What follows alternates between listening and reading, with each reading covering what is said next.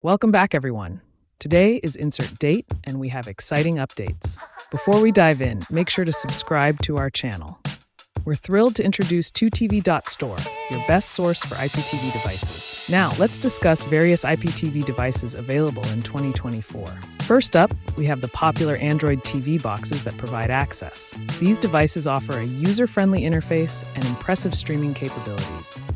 Next, let's look at using IPTV apps on smart TVs. To install the IPTV app, navigate to the App Store on your smart TV. Search for your preferred IPTV app and click Install.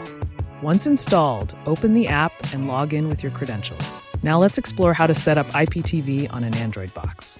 After connecting, turn on the device and navigate to the home screen. Then, find the App Store and search for the IPTV app you prefer.